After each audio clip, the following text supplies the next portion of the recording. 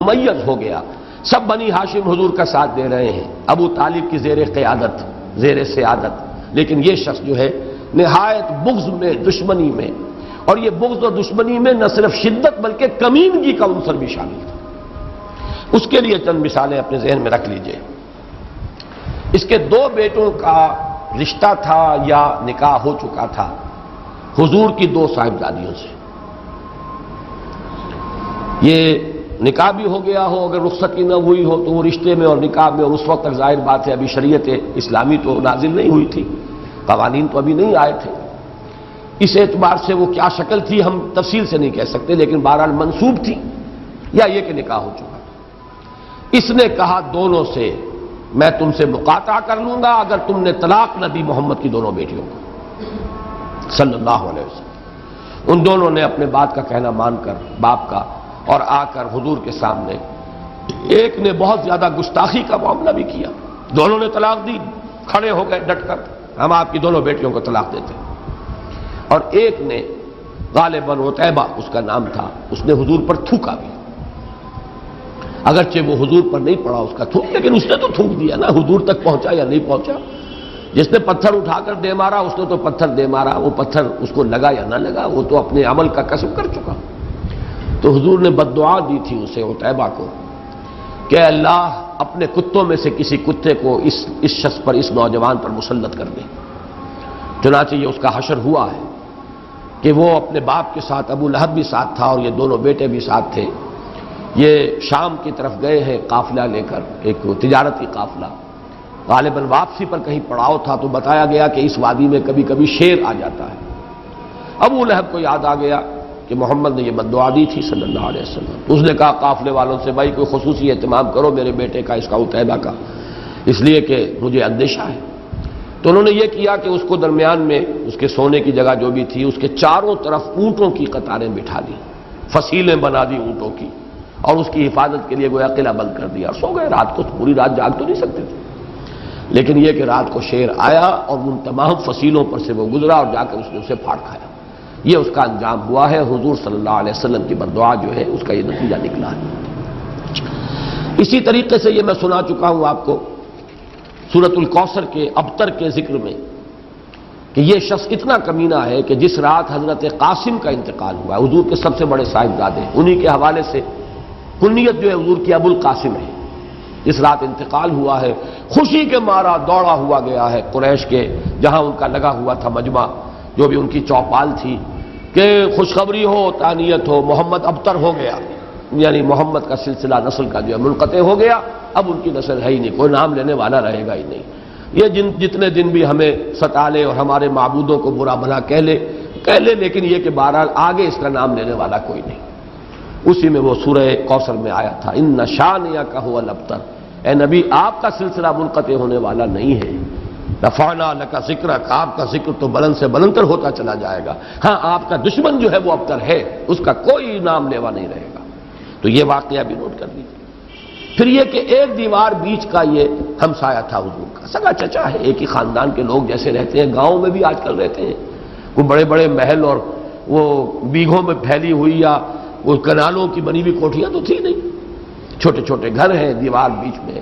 تو یہ جب حضور نماز پڑھ رہے ہوتے تھے اوپر سے کوئی گندگی پھینک دیتے تھے، ہنڈیا چڑھی ہوئی ہے اس کے اوپر کوئی نجاست ڈال دی ہے، تو حضور باہر آتے تھے، فریاد کرتے تھے یہ کیسی ہمسائیگی ہے، یہ ہمسائیگی کا یہ حق تم ادا کر رہے ہو، جیسے قرابت داری کا تم نے کوئی حق ادا نہیں کیا، ہمسائیگی کا بھی حق ادا نہیں کر رہے. پھر اعلانیہ مخالفت میں حضور کی سب سے پیش ان تمام چیزوں کو نوٹ کیا ہے مفسرین نے کہ یہ وجہ ہے کہ جس کی بنا پر یہ شخص جو ہے اتنی اہمیت کا حامل تھا کہ اس کی مذمت میں یا اس کے لیے بد دعا پر مشتمل یا اس کے لیے بد انجام کی پیشین گوئی پر مشتمل یہ مکمل صورت نازل ہوئی. اب میں آپ سے عرض کرتا ہوں کہ در حقیقت حکمت قرآنی کا، اور جو حضرات میرے اس سلسلہ درس سے وابستہ رہے ہیں ان کے ذہن میں پہلے سے یہ چیزیں موجود ہوں گی، آج آخری مرتبہ انہیں پھر دوبارہ ترتیب سے ذہن میں اپنے مرتب کر لیں. اس سورہ مبارکہ میں میرے نزدیک 2 چوکے ہیں جو مکمل ہو رہے ہیں. یہ ذرا لفظ سمجھیے، جیسے 4 سورہ اور 6 سورہ ایک لفظ ہے جو میں نے وضع کیا ہے، چوکا، چوکی، چارپائی، تین تین پائے نہیں ہوتے، چار پائے ہوتے ہیں اس میں، چار پائی چوکی. دو اعتبارات سے نامکمل چوکے تھے جو اس صورت میں آ کر مکمل ہو گئے. یہ تو ہے عنوان، جملہ جو میں نے عنوان کے طور پر دیا، اس کی وضاحت کیا ہے. میں تفصیل سے پہلے بیان کر چکا ہوں کہ تمام کافر برابر نہیں تھے. نہ ہر زن زنستو، نہ ہر مرد مرد خدا پن جنگوش یکساں نہ کرتے. نہ تمام مومن ایک جیسے تھے، نہ تمام کافر ایک جیسے تھے. کافروں میں بدترین بھی تھے، کافروں میں اچھے بھی تھے. اہل ایمان میں بہت بلند بھی تھے، ابو بکر صدیق، عثمان غنی، صدیقین، ان میں شہداء بھی تھے، عام صالحین بھی تھے. تو درجہ بندی تو ہے، گر حفظ مراتب نہ کنی زندگی. اب آپ نوٹ کیجئے، 4 درجے قائم کر لیجئے ان لوگوں کے جو حالت کفر میں جن کی موت واقع ہوئی. ان میں سے 3 کا ذکر ہو چکا ہے. یہ چوتھا بدترین ہے جو خانہ خالی تھا، ابو لہب کے ذریعے سے اس سورہ مبارکہ میں وہ خانہ بھی مکمل ہو گیا. وہ 3 کون سے تھے میں پہلے تفصیل سے بیان کر چکا ہوں. یہ سورۃ اللیل کے ذکر میں مراتب، فاما من اعطى واتقى وصدق بالحسنى فسنيسره لليسرى. اگر یاد ہو تو، لیکن اس وقت میں پھر اجمالاً بیان کر رہا ہوں. مثلاً بہترین لوگ ان میں وہ تھے جو اگرچہ کفر پر مرے ہیں لیکن انہوں نے مخالفت نہیں کی، بغض ذاتی کا مظاہرہ نہیں کیا، بلکہ شرافت یا قرابت کی بنیاد پر ساتھ دیا. مثلاً ابو طالب ایمان تو نہیں لائے، حالت کفر میں انتقال ہوا. آخری وقت تک بھی حضور فرما رہے ہیں کہ چچا جان میرے کان میں کلمہ پڑھ دیجئے تاکہ اللہ کے ہاں میں گواہی دے سکوں. نہیں، کفر پر جان دے دی. اے بھتیجے، میں جانتا ہوں تیرے دین سے بہتر دین کوئی نہیں، لیکن میں یہ نہیں چاہتا کہ عرب کی عورتیں تانا دیں کہ ابو طالب موت سے ڈر گیا اور موت آئی تو ایمان لے آیا. میں یہ نہیں چاہتا. محروم چلا گیا. حضور فرماتے ہیں کہ جہنم میں سب سے ہلکا عذاب جو ہے وہ ابو طالب کو ہوگا، لیکن وہ عذاب بھی یہ ہوگا کہ آگ کی 2 جوتیاں پہنائی جائیں گی جس کے زیر اثر یہ کھوپڑی میں دماغ ایسے پکے گا جیسے ہنڈیا چولہے پر. لیکن ساتھ دیا، بہت بڑا محسن ہے، ہم سب کا محسن ہے، حضور کا محسن ہے، ہمارا محسن ہے کافر. دوسری مثال مطعم بن عدی، ایمان تو نہیں لایا، لیکن حضور جب داخل نہیں ہو سکتے تھے مکے میں، قتل کا فیصلہ ہو چکا دارالندوہ میں، لیکن شرافت، یہ قرابت تھی ابو طالب کی، قرابت کا حق ادا کیا. اور مطعم بن عدی نے شرافت کا حق ادا کیا. جب حضور نے پیغام بھجوایا ہے طائف سے واپس آ کر، اگر تم مجھے اپنی امان میں لے لو تو میں مکے میں آ سکتا ہوں، ورنہ نہیں. اب یہ عرب کی شرافت سے بعید تھا، دشمن بھی امان مانتا تھا تو امان دے گا. تو شرافت کا اس نے مظاہرہ کیا. ٹھیک ہے، میں آپ کو اپنی امان میں لیتا ہوں، آ جائیے. حضور نے پھر پیغام بھیجا، یوں نہیں خود آ کے لے کر جاؤ، اس لیے کہ دارالندوہ میں تو فیصلہ ہو چکا ہے، قتل کر دو محمد کو. ہر شخص کے ہاتھ میں لائسنس ہے قتل کرنے کا، کھلی چھوٹ ہے اسے. تو اگر جیسے ہی میں داخل ہوں کوئی شخص قتل کرنے کا حملہ کرے گا، اور پھر وہ پلی یہ لے سکتا ہے مجھے کیا پتا تھا کہ مطعم بن عدی نے امان دی ہے. لہذا حضور نے کہا آ کر لے کر جاؤ. وہ شخص اپنے 6 جوان بیٹوں کو لے کر آیا ہے ہتھیار سجا کر، اور پھر ان کے پہرے میں حضور کو مکے میں لے کر داخل ہوا. میرا اور آپ کا محسن ہے یا نہیں؟ مرا حالت کفر پر ہے. اور حضور کے یہ الفاظ ریکارڈ پر ہیں، غزوہ بدر میں جب وہ 70 اسیر تھے قریش کے سردار بڑے بڑے، آپ نے فرمایا تھا کہ اگر آج مطعم بن عدی زندہ ہوتا اور اگر وہ سفارش کرتا میں ان سب کو چھوڑ دیتا بغیر کسی معاوضے کے. تھے تو کافر، لیکن یہ بہترین کافر. اب یہاں نوٹ کر لیجئے، ابو طالب اور مطعم بن عدی اگر ایمان لے آتے تو ابو بکر صدیق اور عثمان غنی کے درجے کے مومن ہوتے. کیوں؟ شرافت تھی، نجابت تھی. جیسے کہ حضور نے فرمایا خیارکم فی الجاہلیت خیارکم فی الاسلام، الناس کالمعادن، لوگ تو معدنیات کی طرح ہیں. سونے کی اور ہوگی صاف کریں گے سونا بنے گا، چاندی کی اور ہے صاف کرو گے چاندی بنے گی، سونا تو نہیں بن جائے گا. تو جو بھی لوگوں کے کردار ہیں، جو بھی ان کی شخصیتوں کا، جو پرسنالٹی کا ان کا سٹرکچر ہے، وہ تو برقرار رہے گا. پہلے کفر میں تھا، اب ایمان میں آ گیا۔ خیارکم فی الجاہلیت خیارکم فی الاسلام۔ دوسرے درجے میں مخالفین تھے، لیکن بہترین مخالف بئی معنی، نہ بزدل تھے نہ بخیل تھے، مخالف تھے۔ مخالفت کس بنا پر تھی؟ تعصب کی بنیاد پر، عصبیت، ہمارا دین، ہمارے آباء و اجداد، ہمارے اسلاف، ہماری روایات کیسے چھوڑ دیں؟ یا یہ کہ کچھ اپنے تکبر کی وجہ سے، لیکن کمینگی نہیں، بخل نہیں، اور اسی طریقے سے بزدلی نہیں۔ ابو جہل، عتبہ ابن ربیعہ یہ اس صف میں آئیں گے۔ بدر میں گئے ہیں، ڈنکے کی چوٹ، مقابلہ بھی کیا ہے، گردنیں کٹوائی ہیں، قربانیاں دی ہیں۔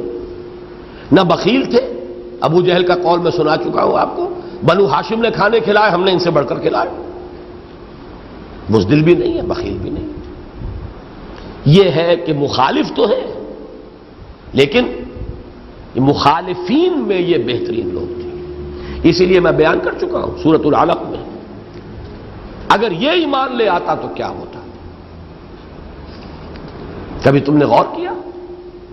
یہ شخص ایمان لے آتا تو کیا ہوتا؟ یہ عمر بن الخطاب کے درجے کا مومن ہوتا اور حمزہ کے سطح کا مومن ہوتا۔ یہ دونوں ایک جگہ بریکٹ کر رہا ہوں میں، عمر اور حمزہ، اور ادھر ابو جہل اور عتبہ ابن ربیعہ۔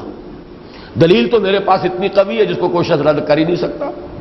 حضور نے دونوں کو پیش کیا، ابو جہل کو بھی اور حضرت عمر کو بھی برابر رکھا، تبھی پیش کیا نا کہ اللہ عمرو ابن ہشام، جو ابو جہل کا اصل نام ہے، ابو جہل تو اس کی کنیت تھی، عمرو ابن ہشام اور عمر ابن الخطاب میں سے کسی ایک کو ضرور میری جھولی میں ڈال دے، ایک کو تو اسلام کی توفیق دے، اسلام کو تقویت حاصل ہوگی اگر ان دونوں میں سے ایک بھی ایمان لے آئے۔ تو برابر کی تھی کہ نہیں شخصیت ہے؟ ٹھیک ہے، وہ محروم رہ گئے اسی تعصب میں جان دیں گے۔ اور یہ قرۂ فال بنا میں من دیوانہ زدن، حضرت عمر کو اللہ نے منتخب فرما لیا۔ لیکن پرسنالٹی سٹرکچر کے اعتبار سے یہ ہم وزن لوگ ہیں۔ یہ اگر ایمان لے آتے تو حمزہ اور حضرت عمر رضی اللہ تعالی عنہما کے پائے کے۔ تیسرے درجے میں ہیں مخالفین لیکن بخیل، اپنی سیادت اور قیادت کی چودراہٹ کی حفاظت میں حق کو پہچاننے کے باوجود نہ ماننے والے۔ یہ وہ کردار ہے جو سب سے زیادہ قرآن میں زیر بحث آیا، ولید بن مغیرہ۔ سورہ نون میں بھی تذکرہ اسی کا ہے، سورہ مدثر میں تذکرہ اسی کا ہے، اور بھی بعض مقامات پر خیال ہے کہ وہی کردار ہے۔ یہ کردار جو ہے میٹھی چھری والا کردار ہے، مصالحت کرنے کے لیے، دام ہمرنگ زمین بچھانے کے لیے، زہر سے مت مارو گڑ دے کر مارو، یہ وہ کردار ہے۔ یہ کہیں اگر ایمان لے آتا تو کون بنتا؟ یہ عبداللہ ابن ابی بنتا، منافق بنتا، اس لیے کہ وہ کردار نہیں ہے اس کے اندر۔ اب یہ تین تو ہو گئے، اب بدترین کردار وہ ابو لہب ہے۔ کوئی خیر نہیں، کوئی بھلائی نہیں سوائے شکل و صورت کے، سوائے حسب نسب کے۔ یہ چیزیں گیون ہیں انسان کے لیے، یہ تو اس کی اپنے کردار کی بات تو ہے ہی نہیں۔ شکل ہے اللہ نے بنائی، رنگت ہے اللہ نے دے دی، حسب نسب اللہ کا عطا کرتا ہے، باقی بخیل انتہائی، بزدل انتہائی، کمینہ انتہائی۔ کمینگی میں وہ ساری باتیں نوٹ کر لیجئے کہ جو مفسرین نے نقل کی ہیں، نہ قرابت کا لحاظ ہے، نہ شرافت کا لحاظ ہے، نہ ہمسائیگی کا لحاظ ہے، یہی تو کمینگی ہے۔ دشمن کے بھی بچے کے انتقال کے اوپر آدمی خوشیاں نہیں مناتا، اور یہاں یہ بدبخت گویا کہ دادا ہے حضرت قاسم کا، حضور کا چچا ہے، اور یہ خوشخبری دے رہا ہے قاسم کے انتقال کی۔ تو کمینگی، بزدلی اور بخل، ساری خرابیاں جس میں جمع ہیں۔ اب وہ اگرچہ الفاظ اچھے نہیں ہیں، لیکن ہمارے ہاں کی کولوکیل لینگویج کا وہ بہترین تعبیر ہے اس کی۔ یہ ہمارے علاقے کی، دہلی کے گرد و نواح کی یہ کولوکیل لینگویج جو ہے گھریلو استعمال کی، اس میں ایک مثال بیان ہوتی، گو در گو بلی کا گو، یعنی فضلے بھی جو ہوتے ہیں، گائے بھینس کا جو ہے گوبر، آپ اسے لیپنے میں، پوتنے میں، گوبر اس کے بنا کے آپ نے اوپلے جلا لیا، ایندھن بنا لیا، کسی کام تو آیا۔ لیکن بلی کا فضلہ یا کتے کا فضلہ یوں اس کے لیے کہا جاتا ہے گو در گو، بلی کا گو، نہ لیپنے کا نہ پوتنے کا، کوئی خیر کسی کام کا ہے ہی نہیں اس کے اندر۔ یہ ہے اصل میں کردار ابو لہب کا، اور یہ چوکا مکمل ہو رہا ہے۔ حضور صلی اللہ علیہ وسلم کے مخالفین تین، اور وہ جو ایمان کے بغیر دنیا سے چلے گئے کافر، ان کے 4 درجے۔ بہترین درجہ جس کی مثال ابو طالب اور مطعم بن عدی، اس سے کمتر درجے میں مخالف ہے لیکن نہ بزدل ہے نہ بخیل ہے، ابو جہل عتبہ ابن ربیعہ۔ اس سے کمتر درجے میں مصلحت کوش، منافق، کفر کا منافق، اسلام میں بھی آتا تو منافق ہی بنتا، وہ ولید بن مغیرہ۔ اور بدترین، ہر خیر سے خالی، یوں سمجھیے ظلمات بعضھا فوق بعض کا جو نمونہ ہے وہ ہے ابو لہب۔ چوکا مکمل ہو گیا نا۔ اب دوسرا چوکا لیجئے، ام جمیل۔ یہ جو میں نے اب بات بیان کی ہے ابو لہب کے حوالے سے، یہ تو شاید آپ کو معلوم ہو کہ کچھ اس میں تکلف ہے یا کوئی اپنا فلسفہ، اپنے کو عقل کی کہ گھوڑے دوڑائے گئے ہیں، لیکن دوسری بات تو میں قرآن مجید کی ایک سورت کے حوالے سے بیان کیا کرتا ہوں۔ سورہ تحریم میں 3 طرح کی خواتین کا کردار بیان ہوا ہے، وہاں بھی چوتھا پایا خالی تھا جو یہاں آ کر پورا ہوا ہے۔ ایک خواتین وہ تھیں جو بہترین شوہروں کے گھر میں لیکن خود بدترین عورتیں۔ ضرب اللہ مثلا للذین کفروا امرأۃ نوح وامرأۃ لوط کانتا تحت عبدین من عبادنا صالحین فخانتاہما فلم یغنیا عنہما من اللہ شیئا وقیل ادخلا النار مع الداخلین۔ حضرت نوح کی بیوی، حضرت لوط کی بیوی علیہم السلام، دونوں جہنمی۔ معلوم ہوا کہ بدترین معاملہ ہو گیا کہ شوہر وہ اللہ کے رسول، اللہ کے بندے، کانتا تحت عبدین صالحین، لیکن یہ کہ خود نہایت بدتر کردار۔ دوسرا کردار، بدترین شوہر کے ہاں بہترین بیوی۔ وَضَرَبَ اللَّهُ مَثَلًا لِلَّذِينَ آمَنُوا امْرَأَتَ فِرْعَوْنَ، شوہر خدا کا دشمن، باغی، انا ربکم الاعلی کا مدعی، بیوی حضرت آسیہ، نہایت نیک سرشت، پاک طینت عورت۔ اسے وہ محل کا عیش اور آرام جو ہے وہ کاٹ کھانے کو دوڑ رہا ہے۔ اذ قالت رب ابن لی عندک بیتا فی الجنۃ ونجنی من فرعون وعملہ ونجنی من القوم الظالمین۔ ایک ایک لمحہ جو ہے سوہان روح ہے جو گزر رہا ہے، اس محل کی لذتیں مجھے نہیں چاہیے، پروردگار مجھے تو اٹھا لے، میرے لیے تو گھر بنا لے اپنے پاس جنت میں، یہ مجھے پسند نہیں۔ تو گویا کہ بہترین شوہروں کے ہاں بدترین بیویاں، بدترین شوہر کے ہاں بہترین بیوی، 2 ایکسٹریمز آ گئی۔ تیسری مثال حضرت مریم سلام علیہا، نور علی نور، وہاں اگرچہ ان کے شوہر نہیں ہے لیکن یہ کہ بہترین ماحول ملا۔ کفلہا زکریا، زکریا کی گود میں پلنے والی خاتون، خود نہایت پاک طینت، نیک سرشت، یہ نور علی نور۔ ومریم ابنۃ عمران التی احصنت فرجہا فنفخنا فیہ من روحنا وصدقت بکلمات ربہا وکتبہ وکانت من القانتین۔ بتائیے چوتھی جگہ ہے کہ نہیں خالی؟ بدترین شوہروں کے ہاں، شوہر کے ہاں بہترین عورت، تضاد ہے نا؟ بہترین شوہروں کے ہاں بدترین بیویاں، تضاد ہے۔ لیکن نور علی نور مریم، تو ظلمات بعضھا فوق بعض وہ ام جمیل، وہاں بھی ایک پایا تھا خالی جو یہاں آ کر پورا ہوا۔ ظلمات بعضھا فوق، خود نہایت بدطینت، بدسرشت، لیکن شوہر اس سے آگے۔ یہ کہنا مشکل ہے کون بدتر ہے۔ یہ ہے قرآن مجید کی اس حکمت کا مضمون جو اس سورہ مبارکہ میں آ کر مکمل ہوا۔ مخالف یا کافروں کے 4 درجے، ان میں بدترین ابو لہب۔ خواتین کے لیے 4 امکانات ان کی حیثیت کے، ان میں بدترین ظلمات بعضھا فوق بعض ابو لہب بھی ہے، اور ظلمات بعضھا فوق بعض یہ ام جمیل بھی ہے۔ اور دونوں کے بارے میں آپ کو بتا چکا ہوں کہ حسب و نسب دونوں کا بہت اونچا، امیہ اور ہاشم کا خاندان جڑے ہوئے ہیں یہاں، ابو سفیان کی بہن ہے، حرب کی بیٹی ہے، لیکن صورتحال یہ ہے۔ اور آج میں سمجھتا ہوں کہ پھر اسی پر ہم اکتفا کریں، ورنہ سورۃ الاخلاص کا تو کوئی حق ادا نہیں ہوگا، اس کا تو ہمیں حق ادا کرنا ہے۔ میرا خیال یہ تھا کہ آج یہ دونوں صورتیں ہم مکمل کر لیں گے، لیکن ما شاء اللہ کان وما لم یشاء لم یکن، جو اللہ نے چاہا وہ ہوا، اور جو اللہ نے نہیں چاہا وہ نہیں ہو سکتا تھا۔